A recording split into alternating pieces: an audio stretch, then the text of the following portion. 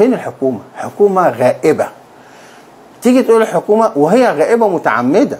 يعني مثلا وزير الكهرباء. ليه بتقول عليها متعمدة؟ وزير الكهرباء ده عامل مقالة زي الزفت في الأهرام من كام يوم. فأنا بسأل ناس في الكهرباء بقول لهم ده الوزير، قالوا ده إخواني، أحمد إمام ده إخواني وبيهد وزارة الكهرباء. طب ما تطلع جهة تحقيق تشوف القصة دي صح ولا غلط. وبيهد وزارة الكهرباء، بيدمرها من الداخل. الإخوان يا ست الكل، الوطن ده رجس من عمل الشيطان فاجتنبوه.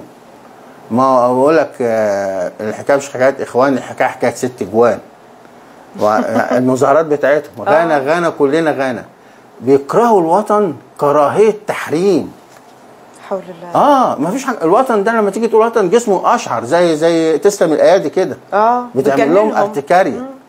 فالوطن عندهم ركس. الاخوان مرضى نفسيين عاوزين يروحوا مصحه تعالجهم.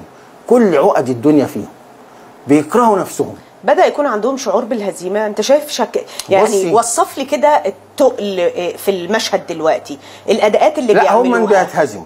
هم عاملين زي الشمعة، كل ما يعدي عليها يوم بتقل. بس المشكلة بقول لك ان حكومة خالي المآت، وزير زي الكهرباء ده سايبه ليه؟ وزير المالية اخطر وزارة في البلد، ماسكها واحد من بتوع صندوق النقد الدولي.